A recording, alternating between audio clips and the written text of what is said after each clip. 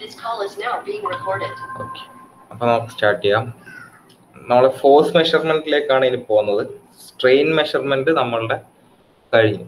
So next topic is force measurement of force. So അതിൽ വരുന്നത് force measure ചെയ്യാനുള്ള നിങ്ങളെ സിലബസ് പ്രകാരം പറഞ്ഞിട്ടുള്ള ഒരു ഇമ്പോർട്ടൻ്റ് ആയിട്ടുള്ള കാര്യമാണ് ഈ ലോഡ് സെല്ല് എന്ന് പറയുന്നത്. നമ്മൾ ലോഡ് എന്ന് പറഞ്ഞിട്ടുള്ള ടേം ബേസിക്കലി യൂസ് ചെയ്യുന്നത് ഫോഴ്സ് അല്ലെങ്കിൽ ലോഡ് എന്ന് പറഞ്ഞിട്ട് നമ്മൾ മെക്കാനിക്സിൽ അപ്ലൈ ചെയ്യാറുണ്ട്. A load of 50 kilo newton എന്നൊക്കെ പറഞ്ഞിട്ട് അല്ലെ. A load of 50 kilo newton is applied to a beam എന്നൊക്കെ പറയും. സോ ലോഡ് അല്ലെങ്കിൽ ഫോഴ്സ് രണ്ടും സെയിം തന്നെയാണ്. സോ ലോഡ് സെൽ എന്ന് വെച്ച് കഴിഞ്ഞാൽ actually it is force measuring instrument.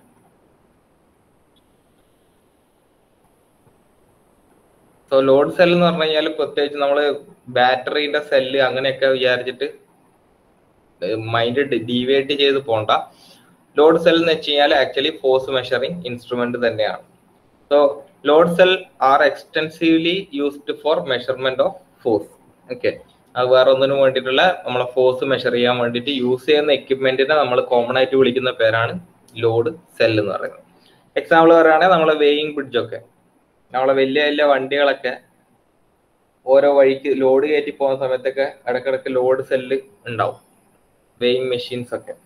Okay, അല്ലെങ്കിൽ നമ്മൾ സാധാരണ നമ്മളെ കടകളിലൊക്കെ പോയി കഴിഞ്ഞാൽ അവിടെ ലോഡ് മെഷർ ചെയ്യുന്ന സാധാ ഇലക്ട്രിക്കൽ വെയിങ് മെഷീനോ അല്ലെങ്കിൽ സാധാ വെയിങ് മെഷീനോ ഒക്കെ ലോഡ് സെൽസിന്റെ ഇതിൽ വരുന്നതാണ്.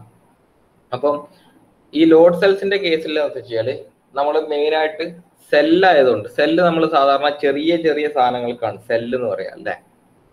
സോ ലോഡ് സെല്ല് എന്ന് പറയുന്നത് ആക്ച്വലി ഈ വെയിങ് മെഷീൻ ഒന്ന് ആലോചിച്ച് നോക്കി, വെയിങ് ബ്രിഡ്ജ് എന്നൊക്കെ പറയുന്നത് അത്രയും വലിയ എക്യുപ്മെന്റ് ആണ്. നമ്മളെ ഏതുപോലത്തെ നമ്മൾ വലിയ ഹെവി വെഹിക്കിൾസിന്റെ ഒക്കെ ലോഡ് മെഷർ ചെയ്യാൻ ഉപയോഗിക്കുകയാണ്. അപ്പൊ അവിടെ നമ്മളുടെ കമ്പോണൻസ് മെഷർ ചെയ്യുന്ന മെഷർമെന്റ് ഇൻസ്ട്രുമെന്റിന്റെ ഉള്ളിലുള്ള കമ്പോണൻസിന്റെയും വലിപ്പം അതേപോലെ തന്നെ കൂട്ടേണ്ടി വരും. ആ ഒരു ലിമിറ്റേഷൻ ഒഴിവാക്കാൻ വേണ്ടിയിട്ടാണ് നമ്മൾ ലോഡ് സെൽ അഥവാ ചെറിയൊരു സാധനം യൂസ് ചെയ്തത്. അപ്പൊ ഇങ്ങനത്തെ കാര്യത്തിന്റെ അകത്ത് നമ്മൾ യൂസ് ചെയ്യുന്നത് നിങ്ങൾക്കിടെ പേര് കാണാം, നമ്മൾ സ്ട്രെയിൻ ഗേജസ് ആണ് യൂസ് ചെയ്യാറ്. ഓക്കെ, അങ്ങനത്തെ വലിയ വലിയ ഇൻസ്ട്രുമെന്റ്സ് ഒക്കെ ലോഡ് ചെയ്യുന്ന സമയത്ത് നമുക്കത് മെഷർ ചെയ്യണമെങ്കിൽ സാധാരണ നമ്മൾ കണ്ടംപററി രീതിയിലേക്ക് പോവുകയാണെങ്കിൽ നമ്മളുടെ എക്യുപ്മെന്റും അതിന് കണക്കായിട്ട് വലിയൊരു എക്യുപ്മെന്റ് ആയിരിക്കണം അല്ലെ. അപ്പൊ അത്രയും വലിയ ഏരിയ ഒക്കെ വേണ്ടി വരും. അത്രയും വലിയ ഒരു നമ്മളെ ലോറിന്റെ ഒക്കെ ലോഡ് മെഷർ ചെയ്യണമെങ്കിൽ അതിൻ്റെ അകത്ത് കയറി നമ്മൾ അത്ര ലോഡ് ചെയ്തിട്ടുണ്ട് അതൊക്കെ മെഷർ ചെയ്യണമെങ്കിൽ അത്രയും വലിയൊരു ഏരിയ വേണ്ടി വരും. പക്ഷെ നിങ്ങൾക്കറിയാം നമ്മൾ ഇങ്ങനത്തെ ലോഡ് മെഷർ ചെയ്യുന്ന സ്ഥലങ്ങളിൽ പോയി കഴിഞ്ഞാൽ ഒരു ചെറിയൊരു ഷോപ്പ് മാത്രമേ ഉണ്ടാവുള്ളൂ. അവർക്ക് വണ്ടി അവിടെ കയറ്റി വെക്കാനുള്ള ഒരു സ്ഥലവും പിന്നെ ഒരു ചെറിയൊരു ക്യാബിനും മാത്രമേ ഉണ്ടാവുള്ളൂ അല്ലെ. ആ ഒരു ചെറിയ സെറ്റപ്പിന്റെ അകത്താണ് ഇവർ മൊത്തം ചെയ്തെടുക്കുന്നത്. അപ്പൊ അതിൽ ഉപയോഗിക്കുന്ന ട്രിക്കാണ് ഈ ലോഡ് സെൽ എന്ന് പറയുന്നത്. സോ ലോഡ് സെൽ എന്ന് വെച്ച് കഴിഞ്ഞാൽ എന്താണ്, നമ്മൾ സ്ട്രെയിൻ ഗേജസ് വെച്ചിട്ട് മോഡിഫൈ ചെയ്തിട്ടുള്ള ഒരു ഇൻസ്ട്രുമെന്റ് ആണ് ഈ ലോഡ് സെൽ എന്ന് പറയുന്നത്. സോ നമ്മൾ ബേസിക്കലി ഇവിടെ എന്താ use here 2 strain gauges are fixed so as to measure the longitudinal strain. അവിടെ അപ്ലൈ ചെയ്ത സ്ട്രെയിൻ മനസ്സിലാക്കാൻ വേണ്ടി നമ്മൾ ഒരു ലോഡ് അപ്ലൈ ചെയ്യുമ്പോൾ എന്തായാലും സ്ട്രെയിൻ വരുമല്ലോ, അത് മെഷർ ചെയ്യാൻ വേണ്ടിയിട്ട് രണ്ട് സ്ട്രെയിൻ ഗേജസ് വെക്കുന്നതിനാണ് ലോഞ്ചിറ്റ്യൂഡിനൽ അഥവാ ലെങ്ത് വൈസ് ഉള്ള സ്ട്രെയിൻ മെഷർ ചെയ്യാം. And other 2 for measuring transverse strain. നമുക്കറിയാം ഒരു എലമെന്റിൻ്റെ അകത്ത് ഇപ്പൊ ഇങ്ങനെ ഒരു എലമെന്റ് എടുക്കുകയാണെങ്കിൽ നമ്മൾ ലോഡ് എവിടെന്നെങ്കിലും അപ്ലൈ ചെയ്താൽ ഇതിന് ലോഞ്ചിറ്റ്യൂഡിനൽ സ്ട്രെയിനും ഉണ്ടാവും, ലാറ്ററൽ സ്ട്രെയിൻ അഥവാ ട്രാൻസ്വേഴ്സ് സ്ട്രെയിനും ഉണ്ടാവും അല്ലെ. നമ്മളൊരു ചപ്പാത്തിന്റെ മാവ് ഈ രൂപത്തിലാക്കിയെന്ന് വിചാരിക്കാം. ചപ്പാത്തി മാവ് എടുത്ത് ഈ രൂപത്തിലാക്കിയിട്ട് ഞാൻ ഇതിന്റെ മുകളിൽ ചപ്പാത്തി കോല് വെച്ചിട്ട് പ്രസ് ചെയ്യുകയാണെങ്കിൽ ലോഡ് ചെയ്യുന്ന സമയത്ത് ഇതിന്റെ വലിപ്പം എന്താവും, കുറച്ച് ലെങ്ത്തും ഇൻക്രീസ് ആവും, അതേപോലെ തന്നെ ഇതിന്റെ വിഡ്ത്തും ഒന്ന് ഇൻക്രീസ് ആവും അല്ലെ. So there will be longitudinal and lateral strain or transverse strain. Longitudinal എന്ന് വെച്ചാൽ ലെങ്ത് വൈസ്, ലോങ് എന്ന് പറയുന്നത് ലെങ്ത്തിനുള്ള ഡിനോട്ട് ചെയ്യുന്നത്. സോ ലെങ്ത് വൈസ് ഉള്ളതാണ് longitudinal. And in opposite manner next വരുന്നത് എന്തായിരിക്കും, സ്വാഭാവികമായിട്ട് ട്രാൻസ്വേഴ്സ് സ്ട്രെയിൻ ആയിരിക്കും. സോ ഇത് മെഷർ ചെയ്യാൻ വേണ്ടി നമ്മൾ in total we are using 4 strain gauges, 2 for measuring longitudinal strain and 2 for measuring lateral അഥവാ ട്രാൻസ്വേഴ്സ് സ്ട്രെയിൻ. ഓക്കെ, നമ്മൾ എന്തുകൊണ്ടായിരിക്കും 4 യൂസ് ചെയ്യുന്നത്? നമുക്കറിയാം വീറ്റ് സ്റ്റോൺ ബ്രിഡ്ജിൽ നമുക്ക് 4 റെസിസ്റ്റൻസ് ഉണ്ട്. സോ ആ 4 റെസിസ്റ്റൻസ് കണക്ട് ചെയ്യാൻ വേണ്ടിയിട്ടാണ് നമ്മൾ എന്ത് ഉപയോഗിക്കുന്നത്? ഈ 4 different types of strain gauges use ചെയ്യുന്നത്. ഓക്കെ, അത് സിമ്പിൾ ആയിട്ടുള്ള ചെറിയൊരു കാര്യം മാത്രമാണ്. അപ്പൊ നമുക്ക് നെക്സ്റ്റ് ടോപ്പിക്കിലേക്ക് പോവാം. ഇതെങ്ങനെയാണ് ഇതിന്റെ ഫിറ്റിങ് കാര്യങ്ങളൊക്കെ. നമ്മൾ ഈ സ്ട്രെയിൻ മെഷർ ചെയ്തിട്ടാണ് ഇതിനെ നേരെ കൺവേർട്ട് ചെയ്തിട്ട് ഫോഴ്സിന്റെ യൂണിറ്റിലേക്ക് മാറ്റുന്നത്.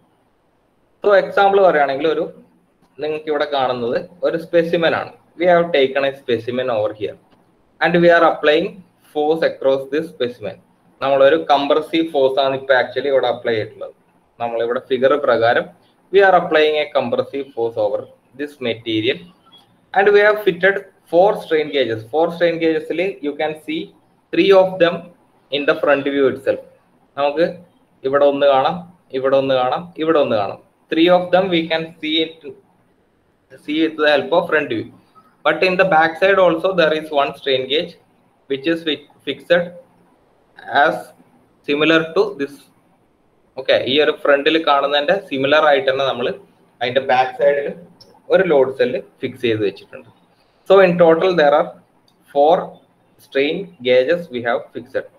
So this 4 strain gauges ന്റെ ടോപ്പ് വ്യൂ ആണ് നിങ്ങൾക്ക് താഴത്ത് കാണുന്നത്. So the first one is R1 in the back side, ഇത് ബാക്കിലുള്ളത്.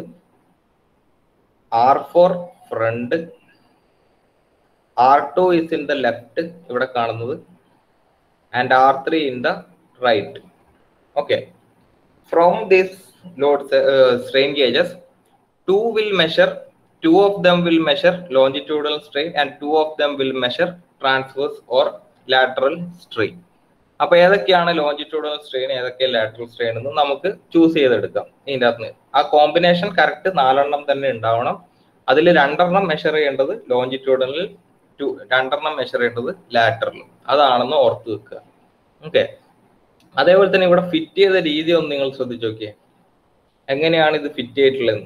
സ്ട്രെയിൻ ഒന്ന് നമ്മൾ വെച്ചിട്ടുള്ളത് ഇങ്ങനെ ലെങ്ത് വൈസ് ആണ്. Okay, 1 strain gauge is fitted over lengthwise and another is fitted in a 90-degree rotated manner. ഒരു 90-degree rotate ചെയ്തിട്ടാണ് നമ്മൾ അടുത്ത 2 ഫിറ്റ് ചെയ്തിട്ടുള്ളത്. And also in the back side also we have fitted it in same manner as that of front view. നമ്മൾ ഫ്രണ്ടിൽ കാണുന്ന ഈ സാധനത്തിന്റെ സെയിം മാനറിലാണ് ബാക്കിൽ ഒന്ന് ഫിറ്റ് ചെയ്തിട്ടുള്ളത്. So there are pair of strain gauges. Pair ആയിട്ടാണ് ഉള്ളത്. 2 ഒരേപോലെ ഉണ്ടാവും, 2 90-degree റൊട്ടേറ്റ് ചെയ്തിട്ടുണ്ടാവും. സോ ഈ ഇങ്ങനെ നിൽക്കുന്ന സാധനമായിരിക്കും എന്ത് മെഷർ ചെയ്യാം? ഇതായിരിക്കും ലോഞ്ചിറ്റ്യൂഡനൽ സ്ട്രെയിൻ മെഷർ ചെയ്യാം. ആൻഡ് നേരെ മറിച്ച് ചെരിഞ്ഞ് 90-degree നിൽക്കുന്ന സാധനമായിരിക്കും എന്ത് മെഷർ ചെയ്യാം? ട്രാൻസ്വേഴ്സ് സ്ട്രെയിൻ മെഷർ ചെയ്യാം. സ്ട്രെയിൻ കിട്ടിക്കഴിഞ്ഞാൽ നമുക്ക് കണ്ടുപിടിക്കാം, ഫോഴ്സ് ഒക്കെ കണ്ടുപിടിക്കാം അല്ലെ. അപ്പം ഇതാണ് അതിന്റെ മെയിൻ ആയിട്ടുള്ള പ്രിൻസിപ്പിൾ എന്ന് പറയുന്നത്. And also we are fitting this in a wheatstone bridge equipment. എങ്ങനെയാ വെച്ചിട്ടുള്ളത് നോക്കോ. നമുക്കറിയാം R1 R4 നമ്മൾ ഒരേ രീതിയിലാണ് കണക്ട് ചെയ്തിട്ടുള്ളത്. These 2 R pairs. സോ ഇവിടെ നിങ്ങൾ നോക്കിക്കഴിഞ്ഞാൽ നിങ്ങൾക്കറിയാം R1 നേരെ ഓപ്പോസിറ്റ് ആണ് നമ്മൾ R4 കണക്ട് ചെയ്ത് വെച്ചിട്ടുള്ളത്. And also R2 and R3 are direct opposite. So R2 and R3 also are connected in opposite manner. നമ്മളെ സ്ട്രെയിൻ ലോഡ് സെൽസിന്റെ വീറ്റ് സ്റ്റോൺ ബ്രിഡ്ജ് അറേഞ്ച്മെന്റിന്റെ അകത്ത്. അപ്പൊ അത് മറന്നു പോകരുത്, തെറ്റിപ്പോവാതെ ഇത് മാർക്ക് ചെയ്ത് വെക്കാൻ പഠിക്കുക. R1 R2 നമ്മളെ കണക്ഷൻ വരുന്നു. കണക്ഷൻ ബാറ്ററിന്റെ അകത്തുള്ള കണക്ഷൻ വന്നു. നമ്മൾ 2 സ്പ്ലിറ്റ് ചെയ്തു. 2 സ്പ്ലിറ്റ് ചെയ്യുന്ന സമയത്ത് നമുക്ക് ആരൊക്കെയാ കാണുക? ഒന്ന് lateral strain, another longitudinal strain. Okay, ഇത് ലാറ്ററൽ, ഇത് ട്രാൻസ്വേഴ്സ് ആണെന്ന് വിചാരിക്കും. അങ്ങനെ ഞാൻ 2 കണക്ഷൻ കൊടുത്തു. നെക്സ്റ്റ് ഇതിന്റെ നേരെ അപ്പുറത്തെ സൈഡിൽ ഞാൻ അടുത്ത ആളെ കൊടുക്കുന്നു. ഇതെന്തായിരിക്കും മെഷർ ചെയ്യുക? Transverse, then another longitudinal. ഇപ്പൊ നോക്കിയാൽ ലോഞ്ചിറ്റ്യൂഡൽ നേരെ ഓപ്പോസിറ്റ് ഡയറക്ഷനിൽ തന്നെ വന്നിട്ടുണ്ട്. ട്രാൻസ്വേഴ്സ് ഓപ്പോസിറ്റ് ഡയറക്ഷനിലാണ് വന്നിട്ടുള്ളത്. After that I will close the circuit. Okay, then ഇവിടെ മാത്രം നിങ്ങൾക്ക് കാണാം വോൾട്ട് മീറ്റർ നമ്മൾ പുറത്ത് ഫിറ്റ് ചെയ്തിട്ടുണ്ട്, പക്ഷെ അതിൽ കണക്ഷൻ രണ്ട് സെയിം തന്നെയാണ്. സാധാരണ ഇത്രയും കേസിൽ നമ്മൾ പഠിച്ചത് ഇവിടെ ആയിരുന്നു നമ്മൾ വോൾട്ട് മീറ്റർ ഫിറ്റ് ചെയ്ത് വെച്ചിട്ടുണ്ടായിരുന്നത്. ബട്ട് അത് നമ്മൾ ഇങ്ങോട്ടേക്ക് കണക്ഷൻ എടുത്ത് ഫിറ്റ് ചെയ്താലും സെയിം തന്നെയാണ് അല്ലെ, വ്യത്യാസമൊന്നും വരില്ല. അത് നിങ്ങൾ ഇലക്ട്രിക്കൽ സർക്യൂട്ട്സിന്റെ അകത്ത് പഠിച്ചതായിരിക്കും, ബേസിക് ഇലക്ട്രിക്കൽ എഞ്ചിനീയറിംഗിന്റെ അകത്തൊക്കെ പഠിച്ചതാണ്. നമ്മൾ ഇവിടെ പുറത്ത് ഫിറ്റ് ചെയ്താലും ഇതിന്റെ ഉള്ളിൽ ഫിറ്റ് ചെയ്താലും നമ്മൾ ആ കണക്ഷൻ മാത്രം നോക്കിയാൽ മതി. അപ്പൊ അതൊക്കെ സെയിം ആക്കി വെച്ചു. Now it will be working on the principle of Wheatstone bridge. Whenever a load is applied, the resistance will be changing. According to the resistance change, we can calibrate it into the load parameter. Okay. അപ്പോൾ അതാണ് ഈ കാര്യങ്ങൾ വർക്കിങ്ങിൻ്റെ അകത്തൊക്കെ പറഞ്ഞിട്ടുള്ളത്.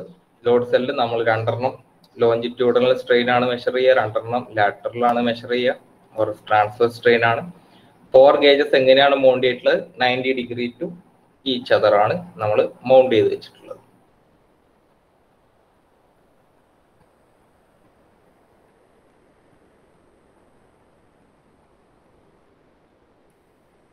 ഇത് തന്നെയാണ് ഇവിടെയൊക്കെ പറഞ്ഞിട്ടുള്ളത്. നമ്മൾ ഇതിനെ മൊത്തം വീറ്റ്സ്റ്റോൺ ബ്രിഡ്ജിലേക്കാണ് കാലിബ്രേറ്റ് ചെയ്യുക. ആൻഡ് നമുക്ക് കിട്ടുന്ന ഔട്ട്പുട്ട് എന്ന് വെച്ചാൽ ഔട്ട്പുട്ട് വോൾട്ടേജ് വേരി ചെയ്യുന്ന സമയത്ത് it measures to the applied force upon calibration. നമ്മൾ കാലിബ്രേഷൻ പ്രോസസ്സ് വഴി അതിനെ ഫോഴ്സിന്റെ ടേംസിലേക്ക് കൺവേർട്ട് ചെയ്ത് എടുക്കുന്നു. ഓക്കെ, അപ്പോൾ ഇതാണ് ഞാൻ പറഞ്ഞത്. നമ്മൾ സ്ട്രെയിൻ ഗേജസ് പഠിച്ചു കഴിഞ്ഞാൽ നമുക്ക് ഇവിടുന്ന് അങ്ങോട്ടേക്കുള്ള കാര്യങ്ങളൊക്കെ സിമ്പിൾ ആയിട്ട് പോകും. ഒരേ സാധനം തന്നെയാണ്. ഇനി ഇത് എങ്ങനെ മെഷർ ചെയ്യാം, നമുക്ക് ഫോഴ്സിനെ എങ്ങനെ മെഷർ ചെയ്യാം എന്നുള്ളതാണ് ഇവിടെ പറയുന്നത്. നമുക്കറിയാം ഒന്നാമത്തെ സ്ട്രെയിൻ കിട്ടിയെന്ന് വിചാരിക്കാം. ഒന്നാമത്തെ സ്ട്രെയിൻ നമ്മൾ longitudinal, we have taken it as longitudinal strain. So സ്ട്രെയിനിന്റെ എപ്സിലോൺ ആണെന്നറിയാം, ലോഞ്ചിറ്റ്യൂഡൽ ആയതുകൊണ്ട് ഞാൻ എപ്സിലോൺ 1 ഇട്ടു. It will be equal to force divide by area of cross section into Young's modulus. Okay, ഈ ഒരു ഇക്വേഷനിലേക്ക് സബ്സ്റ്റിറ്റ്യൂട്ട് ചെയ്ത് കൊടുത്തു കഴിഞ്ഞാൽ നമുക്ക് സ്ട്രെയിൻ കിട്ടിക്കഴിഞ്ഞാൽ ഏരിയ ഓഫ് ക്രോസ് സെക്ഷൻ നമുക്ക് അറിയുന്നതാണല്ലോ. യങ്സ് മോഡുലസ് ഒരു മെറ്റീരിയലിന് കോൺസ്റ്റന്റ് ആയിരിക്കുമല്ലോ. So force we can directly find out from this equation. ഇത് തന്നെയാണ് ഇവിടെയും കാണുന്ന equation. Transfer strain is equal to, transfer സ്ട്രെയിനിന്റെ കേസിൽ വരുമ്പോഴത്തേക്ക് എന്താണ്, ഒരു പോയിസൺ റേഷ്യോ എന്ന് പറഞ്ഞ സാധനം കൂടി അവിടെ വരും. പോയിസൺ റേഷ്യോ നിങ്ങൾക്ക് അറിയുന്നതാണ്. Stress by strain is equal to, stress is proportional to strain. So stress by strain നമ്മൾ ഒരു കോൺസ്റ്റന്റ് ആക്കി വെക്കാറുണ്ട്. അതിനെയാണ് നമ്മൾ പോയിസൺസ് റേഷ്യോ എന്ന് പറയുന്നത്. ഗാമ വെച്ചിട്ട്, ആ ഗാമ വെച്ചിട്ട് ഒന്ന് മൾട്ടിപ്ലൈ ആണെന്ന് മാത്രം, ബാക്കിയൊക്കെ സെയിം തന്നെ. So these are the 2 equations for the calibration process. Calibration നടത്താൻ വേണ്ടിയിട്ട് നമ്മൾ യൂസ് ചെയ്യുന്ന 2 ഇക്വേഷൻസ് ഇതാണ്, നമ്മൾ അവിടെ അപ്ലൈ ചെയ്ത ഫോഴ്സ് കണ്ടുപിടിക്കാൻ. സോ എപ്സിലോൺ 1 ആൻഡ് എപ്സിലോൺ 2 കിട്ടിക്കഴിഞ്ഞാൽ we can directly calibrate force acted upon it. ഇതിൻ്റെ അകത്ത് നമുക്ക് കോമൺ ആയിട്ട് ഒരു ഇക്വേഷൻ എടുത്തൂടെ? എപ്സിലോൺ 1 അറിയാം, എപ്സിലോൺ 2 അറിയാം. Both are having the force as common factor. So we can calculate the force. And this calculation is done actually with the help of calibration procedure. നമ്മൾ calibration വഴിയാണ് അതിനെ നമ്മൾ metre, നമുക്ക് റീഡിങ്ങിന്റെ ഇതിൻ്റെ അകത്തേക്ക് മനസ്സിലാക്കി എടുക്കുന്നത്. And after that next is, നമ്മൾ ഈ ലോഡ് സെല്ല് വെച്ചിട്ട് നമുക്ക് കാൻഡിലിവർ ബീം എങ്ങനെ മെഷർ ചെയ്യാന്നുള്ളതാണ്. ഇതും സിമ്പിൾ ആയിട്ടുള്ള പ്രോസസ് ആണ്. നമ്മൾ നേരത്തെ പഠിച്ച മെഷർമെന്റ് എങ്ങനെയായിരുന്നു? It was A straight pillar. നമ്മൾ സ്ട്രെയിറ്റ് പില്ലറിൻ്റെ അകത്ത് ഫോഴ്സ് അപ്ലൈ ചെയ്ത് കഴിഞ്ഞാൽ എങ്ങനെയായിരുന്നു മെഷർ ചെയ്യാന്നുള്ളതാണ് നോക്കിയത്. നേരെ മറിച്ച് cantilever beam, V have already had A look at this topic. Cantilever beam എന്ന് പറയുമ്പോൾ ഇങ്ങനെയാണ്.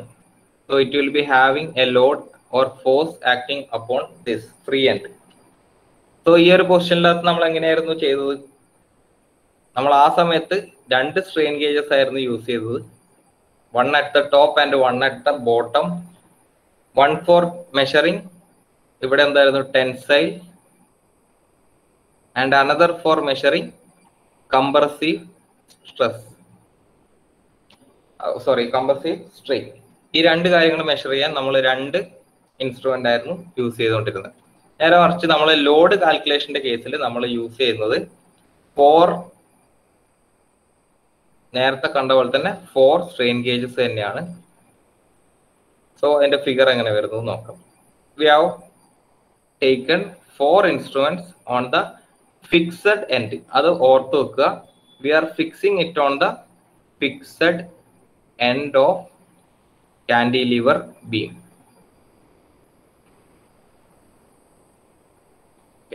This is the main important aspect that we have to look.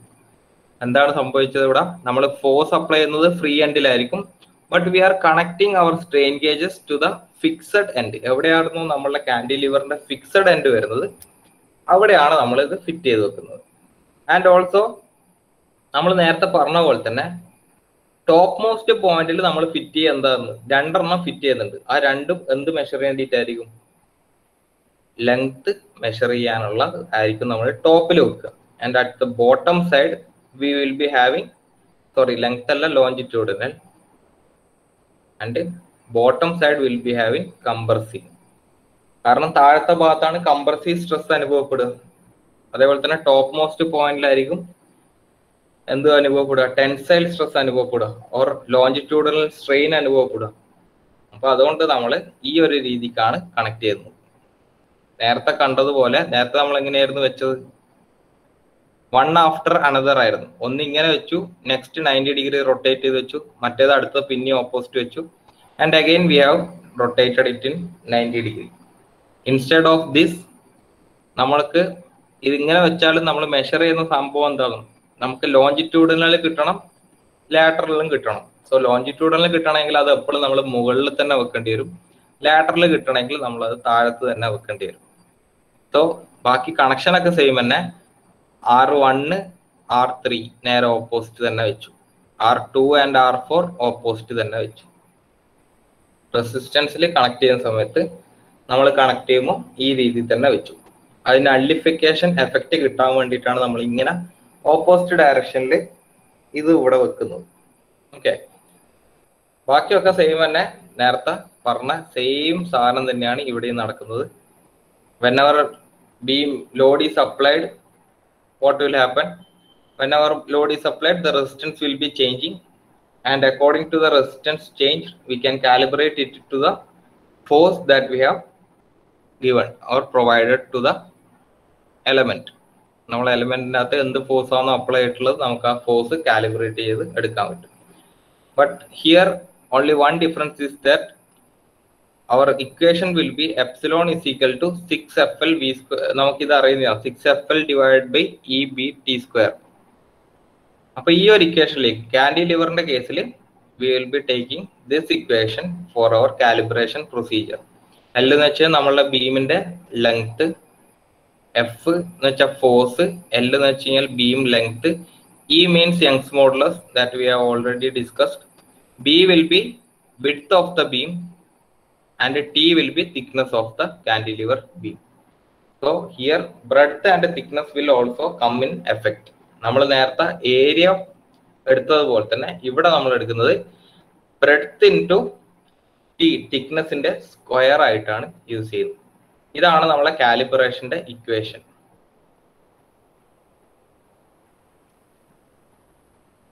ബാക്കി പ്രൊസീജിയർ ഒക്കെ സെയിം തന്നെ. കാലിബ്രേഷൻ നടത്തുന്ന സമയത്ത് ഇക്വേഷൻ വരുന്നത് strain is equal to 6FL divide by EBT square എന്നുള്ള ഇക്വേഷൻ വെച്ചിട്ടാണ്.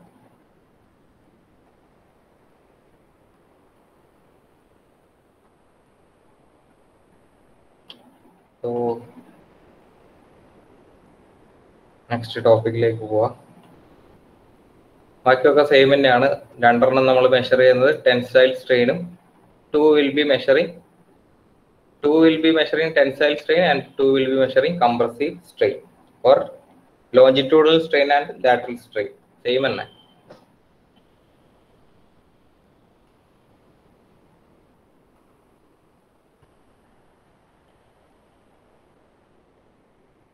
Next is probing ring. Probing ring എന്ന് പറഞ്ഞ എക്യുപ്മെന്റ് ആണ് നെക്സ്റ്റ് നമ്മൾ ഫോഴ്സ് മെഷർ ചെയ്യാൻ വേണ്ടി യൂസ് ചെയ്യുന്നത്. പ്രോവിംഗ് റിങ്ങിന്റെ ഫിഗർ ഞാൻ ഇവിടെ വരച്ചത്. സംഭവം സിമ്പിൾ ആണ്. സാധാരണ ഒരു റിംഗ് ആണ്. റിംഗ് എന്ന് വെച്ചാൽ നമ്മളെ വള പോലെ തന്നെ ഉള്ള ഐറ്റം റിംഗ്. ഓക്കെ, ഇതിൻ്റെ അകത്ത് നമ്മൾ എങ്ങനെയായിരിക്കും അപ്പൊ ഫിറ്റ് ചെയ്തിട്ടുണ്ടാവുക? നേരത്തെ നമ്മൾ എങ്ങനെയാണോ ആ ലോഡ് സെല്ലിൻ്റെ അകത്ത് വെച്ചത് അതേപോലെ തന്നെ one will be fixed, one strain gauge will be fixed like this, and another will be fixed in the opposite direction but in the same manner. നമ്മൾ ഫ്രണ്ടിൽ വെച്ച പോലെ തന്നെ ബാക്കിൽ ഒന്ന് വെക്കും. And other two will be fixed like this in the opposite direction as that of the first two.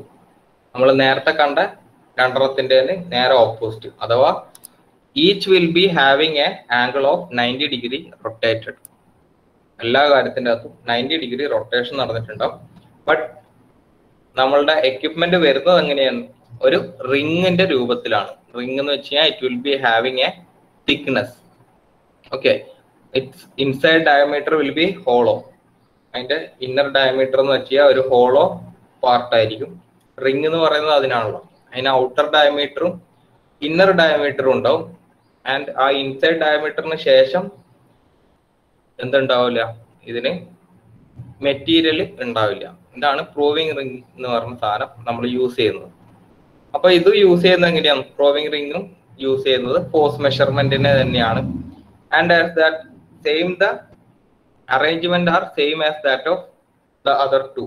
നമ്മൾ ഇതുവരെ കണ്ട ലോഡ് സെൽസിന്റെ കേസിൽ തന്നെയാണ് ഇവിടെ നമ്മൾ അറേഞ്ച്മെന്റ് വെക്കുന്നത്. Two will be measuring longitudinal strain and 2 will be measuring lateral. ഈ longitudinal സ്ട്രെയിനിന്റെ വേറൊരു പേരാണ് ടെൻസൈൽ സ്ട്രെയിൻ എന്ന് പറയുന്നത്. അതേപോലെ തന്നെ ലാറ്ററൽ സ്ട്രെയിനിന്റെ വേറൊരു പേരാണ് കംപ്രസീവ് എന്ന് പറയുന്നത്. ഓക്കെ, സോ ഇതാണ് ഇവിടെ യൂസ് ചെയ്യുന്ന എക്യുപ്മെന്റ് എന്ന് പറയുന്നത്, പ്രൂവിങ് റിംഗ്. ബാക്കിയൊക്കെ സെയിം തന്നെ. നമ്മളുടെ ഫിഗർ ഇത്രയും സിമ്പിൾ ആയിട്ടുള്ള ഫിഗറാണ്. വരയ്ക്കുന്ന സമയത്ത് ഒരു റിംഗ് വരയ്ക്കുക, റിംഗിന്റെ 4 ഭാഗത്ത് സ്ട്രെയിൻ ഗേജ് ഫിറ്റ് ചെയ്ത് കൊടുക്കുക. സിമ്പിൾ ആയിട്ടുള്ള ഒരു ഫിഗറാണ്. അതുകൊണ്ടാണ് ഞാൻ അതിന്റെ ഫിഗർ ഇതിനകത്ത് ആഡ് ചെയ്യാണ്ടുന്നത്. ഓക്കെ,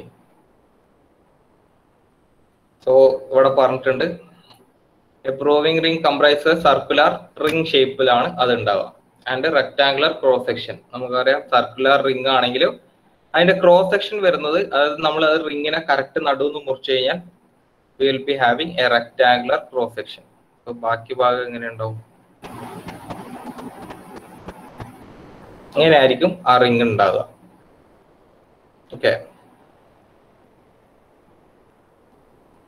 റെക്ടാംഗുലർ ആയിരിക്കും അതിന്റെ ക്രോസ് സെക്ഷൻ വരുന്നത്. അതുകൊണ്ടാണ് ഇങ്ങനെ പറയുന്നത്. സാധാരണ സിലിണ്ടറിക്കൽ ഷേപ്പ് അല്ല, it will be having A rectangular cross section. Rectangular cross section വെക്കാനുള്ള കാരണം എന്ന് വെച്ചാൽ നമുക്ക് ലോഡ് ക്യാരി ചെയ്യാൻ വേണ്ടിയിട്ടുള്ള കപ്പാസിറ്റി ഇൻക്രീസ് ചെയ്യാൻ വേണ്ടിയിട്ടാണ്. So its radius is denoted as R and thickness will be denoted as T and axial width will be B. നമുക്കറിയാം തിക്നെസ്സും ബ്രെഡ്ത്തും ഉണ്ട് ഓൾറെഡി, കാരണം റെക്ടാംഗുലർ ക്രോസ് സെക്ഷൻ ആണ്. So it will be having a thickness and a breadth. Then after that will be having a radius. ഈ 3 സാധനങ്ങൾ comprise ചെയ്തിട്ടായിരിക്കും ആ ring ഉണ്ടാവുക. ബാക്കി ഫിറ്റിംഗ് ഒക്കെ സെയിം തന്നെ. 2 നമ്മൾ ലോഞ്ചിറ്റ്യൂഡൽ സ്ട്രെയിൻ മെഷർ ചെയ്യാനും 2 ലാറ്ററൽ സ്ട്രെയിൻ മെഷർ ചെയ്യാനും ആണ് യൂസ് ചെയ്യുന്നത്. So here it is. When the force is applied, strain will be induced. 2 will be measuring compressive strain at the same time. Other 2 will be having tension on it. Strain gauges will be measuring the compressive strain and the other 2. In total, we have taken 4 strain gauges. So 2 will be measuring compressive and 2 will be measuring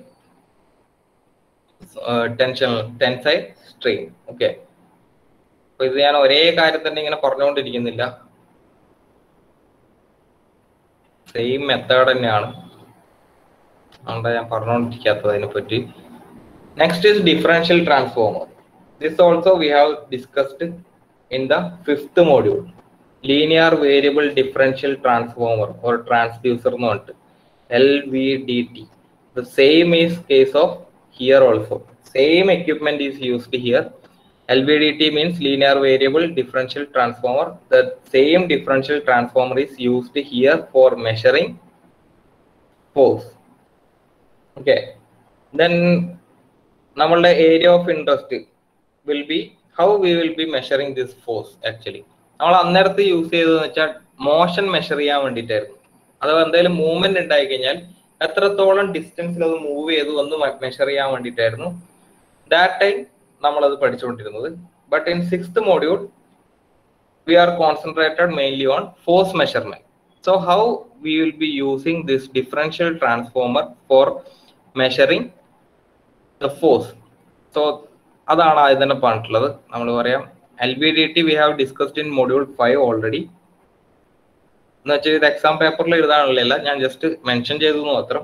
so and LVDT നമ്മൾ എന്തിനും use ചെയ്യാം, നമുക്ക് measurement of force, pressure, weight, etc. This LVDT can be used to measure corresponding. Apart from measuring the dimension, we can measure the force, pressure, weight, etc. also. Okay. So ഇവിടെ എന്തായിരിക്കും നമ്മളുടെ main function എന്ന് വെച്ച് എങ്ങനെയായിരിക്കും അതിന്റെ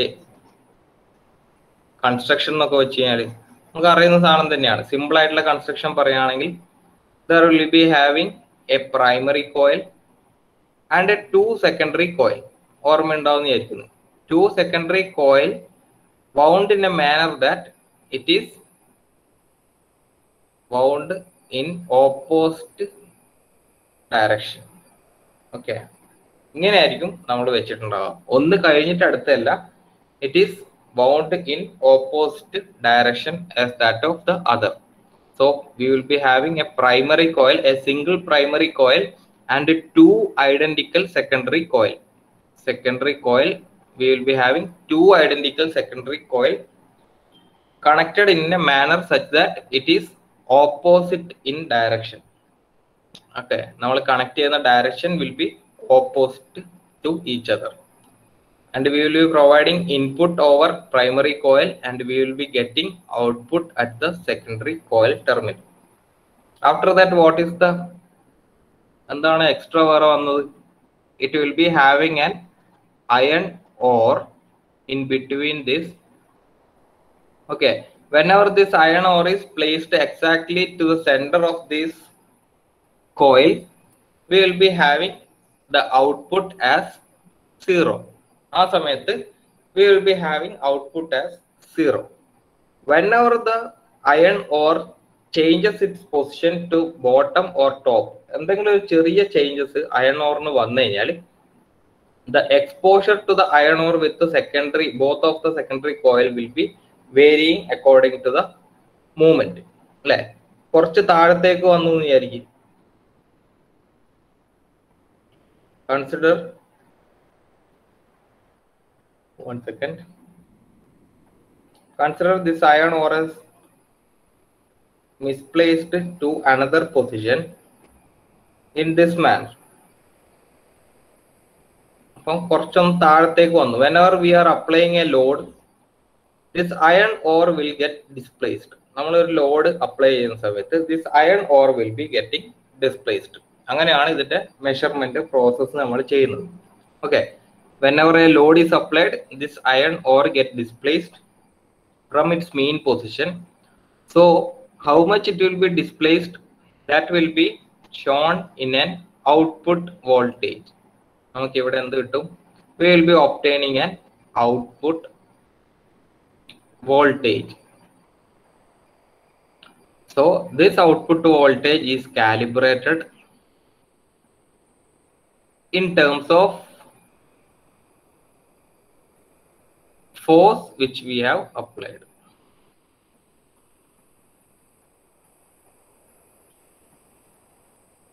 ഇത്രയും simple ആയിട്ടുള്ള കാര്യമാണ്. നമ്മൾ മോഷൻ മെഷർ ചെയ്ത സമയത്ത് ഈ ഒരു മൂവ്മെന്റിനെ കറസ്പോണ്ടിങ് എത്രയായിരുന്നു ഡിസ്റ്റൻസ് ട്രാവൽ ചെയ്തത്, that was our main concern. Now the same differential transformer we are using for force measurement, but the main difference is that the calibration procedure is done mainly to force.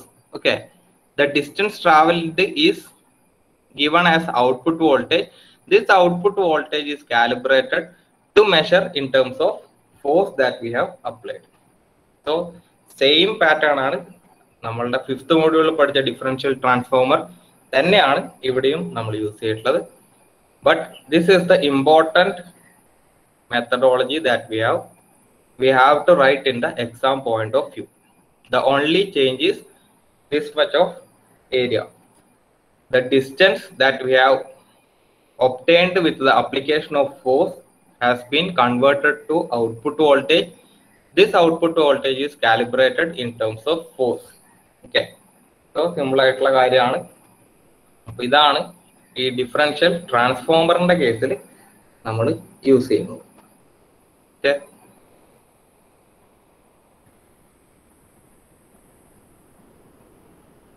ബാക്കി ഇതിന്റെ വർക്കിങ്ങും ഒക്കെ നമ്മൾ already പഠിച്ചതാണ്, study ചെയ്തതാണ്. എങ്കിലും just ഒന്ന് ഓർമ്മിപ്പിക്കാൻ വേണ്ടിയിട്ട് ഞാൻ പറഞ്ഞത് മാത്രം. അതുകൊണ്ടാണ് ഞാൻ അതിനെപ്പറ്റി കൂടുതലായിട്ട് ഡിസ്കസ് ചെയ്യാത്തത്. നമ്മൾ അതിന്റെ working, construction, how it is working എല്ലാം നമ്മൾ പഠിച്ചതാണ്. Next, hydraulic load cell. This is an important factor. Hydraulic load cell നമ്മൾ ചെറുപ്പം തൊട്ട് കേൾക്കാൻ തുടങ്ങിയ ഒരു സാധനമാണ്. അതായത് it is working on the main principle that Pascal's law, എല്ലാവർക്കും അറിയുന്നതാണ്. ഹൈഡ്രോളിക് ലിഫ്റ്റ് എന്നൊക്കെ പറഞ്ഞിട്ട് കേട്ടിട്ടുണ്ട്. ഹൈഡ്രോളിക് ലോഡ് സെല്ല് പോട്ടെ, അത് ചിലപ്പോൾ എല്ലാവരും കേട്ടിട്ടുണ്ടാവണമെന്നില്ല. Hydraulic lift, we have familiar with this topic, hydraulic lift. What is hydraulic lift actually? നമ്മളൊരു ചെറിയ ഫോഴ്സ് അപ്ലൈ ചെയ്ത് കഴിഞ്ഞാൽ നമുക്ക് വലിയ വണ്ടീനെയൊക്കെ പൊക്കാൻ വേണ്ടി നമ്മൾ യൂസ് ചെയ്യുന്ന ഒരു എക്യുപ്മെന്റ് ആണ് ഹൈഡ്രോളിക് ലിഫ്റ്റ് എന്ന് പറയുന്നത്, അല്ലേ? The same is the method that here also, that is when a force is applied on a liquid medium. And the main principle എന്താണ്? When a force we are applying it in a liquid medium contained in a confined space. Confined means in a closed container. Okay, ഒരു liquid medium ഉണ്ട്, it is contained in a closed medium or confined space. അപ്പൊ നമ്മൾ എത്രത്തോളം pressure, the pressure of the liquid increases. നമ്മൾ ഒരു force apply ചെയ്ത് കഴിഞ്ഞാൽ eventually the pressure will get increased. Okay, പിന്നെ നമുക്കറിയാം liquids are incompressible. So liquid mediumത്തിനകത്തുള്ള ഈ പ്രഷർ ഇൻക്രീസ് എന്തായിരിക്കും? ത്രൂ ഔട്ട് സെയിം ആയിരിക്കും. അതാണല്ലോ, ഒരു സ്ഥലത്ത് നമ്മൾ പ്രഷർ ഇൻക്രീസ് ചെയ്ത് കഴിഞ്ഞാൽ liquids are incompressible. So this pressure will be experienced by the entire liquid area. So this increase in pressure of the liquid is proportional to applied force also. Okay, എല്ലാ ഭാഗത്തും ഈക്വലും ആയിരിക്കും. അതേപോലെ തന്നെ നമ്മൾ എത്രത്തോളം പ്രഷറാണ് ഇവിടെ കിട്ടുന്നത് അത് എന്തിനോട് ഈക്വൽ ആയിരിക്കും? പ്രപ്പോർഷണൽ ആയിരിക്കും. നമ്മൾ അപ്ലൈ ചെയ്ത ഫോഴ്സിനോട് പ്രപ്പോർഷണൽ ആയിരിക്കും. That we have already know, അല്ലെ? Pressure is equal to force divide by area. That means pressure is proportional to actually force that we have applied. അത് തന്നെയാണ് ഇവിടെ സെന്റൻസിൽ പറഞ്ഞിട്ടുള്ളത്. Okay, hence a measure of increase in pressure of liquid becomes a measure of applied force. നമ്മൾ ഈ പ്രഷറിന്റെ ഒരു pressure gauge വെച്ചാൽ we can obtain this pressure reading. Okay, ഒരു pressure gauge വെച്ചാൽ നമുക്ക് പ്രഷർ എന്താന്ന് മനസ്സിലാക്കാം. So we can directly calculate the force also, calibrate the pressure in terms of force. Actually simple ആയിട്ടുള്ള മെത്തേഡാണ്. സോ എന്താ സംഭവിക്കുന്നതെന്ന് നോക്കാം. നമുക്ക് ആ ഫിഗർ ഒക്കെ ഓൾറെഡി അറിയുന്ന ഫിഗർ ആണ്. 12ാം ക്ലാസ് തൊട്ട് പഠിച്ചു തുടങ്ങിയ ഫിഗർ ആയിരിക്കും ഈ ഒരു ഫിഗർ എന്ന് പറയുന്നത്. നമ്മള് we are having a confined liquid medium. Okay, here we are taking a confined liquid medium. Then a pressure gauge is provided to measure the pressure. Okay, whenever no force is applied, the pressure will be atmospheric pressure. In that, the pressure gauge indication will be atmospheric pressure. Whenever we are നമ്മള് വെയിറ്റിന്റെ ഒരു lift പൊക്കുകയാണെന്നായിരിക്കും. whenever we are using a car to lift, നമ്മളൊരു car ഇതിന്റെ മുകളിൽ വെച്ച് കഴിഞ്ഞാൽ car will be having a force exerted on the diaphragm, the diaphragm which we have provided, or platform which we have provided. Diaphragm mainly is a piston arrangement. ഒരു piston പോലെ തന്നെയുള്ള arrangement ആണ് diaphragm എന്ന് പറയുന്നത്. So whenever we are applying a force over here, the pressure will be changed. This pressure can be, നമുക്കറിയാം, pressure will be equal to force divided by area. Area of cross section we know already. Okay, so we can calibrate it in terms of force that we require. എത്രത്തോളം നമ്മൾ force apply ചെയ്തിട്ടുണ്ടോ അതിന്റെ ടേംസിലേക്ക് അത് convert ആയിട്ട് നമുക്ക് കിട്ടും. So simple ആയിട്ടുള്ള ഒരു മെത്തേഡാണ്. സോ ഇന്ന് പഠിച്ച സാധനങ്ങളൊക്കെ നമ്മൾ ആക്ച്വലി ഓൾറെഡി മുമ്പ് പഠിച്ച സാധനം തന്നെയാണ്. സ്ട്രെയിൻ ഗേജസ് യൂസ് ചെയ്യുന്നത്. എക്സ്ട്രാ പഠിച്ചതെന്ന് വെച്ചാൽ ഒരു 4 സ്ട്രെയിൻ ഗേജസിന്റെ വ്യത്യാസം ഉണ്ട് എന്ന് മാത്രം. Next is pneumatic load cell. അത് നമുക്ക് അടുത്ത ക്ലാസ്സിൽ നോക്കാം, ബിക്കോസ് നമ്മളുടെ സമയം 12:08 ആയിരിക്കാം. അപ്പൊ നമുക്കത് ബാക്കിയുള്ളത് ന്യൂമാറ്റിക്കും അറിയുന്നത് തന്നെ ആയിരിക്കും. പക്ഷെങ്കിൽ ഇതിൻ്റെ അകത്ത് ചെറിയൊരു മനസ്സിലാക്കാനുള്ള ചെറിയൊരു ട്രിക്ക് ഉണ്ട്. അത് ഞാൻ നെക്സ്റ്റ് ക്ലാസ്സിൽ നിങ്ങൾക്ക് ഡിസ്കസ് ചെയ്ത് പറഞ്ഞുതരാം. ന്യൂമാറ്റിക് പഠിക്കുന്ന സമയത്ത് ഹൈഡ്രോളിക് പോലെ സിമ്പിൾ അല്ല ന്യൂമാറ്റിക് എന്ന് പറയുന്നത്. It has got A principal part, theory part. Okay.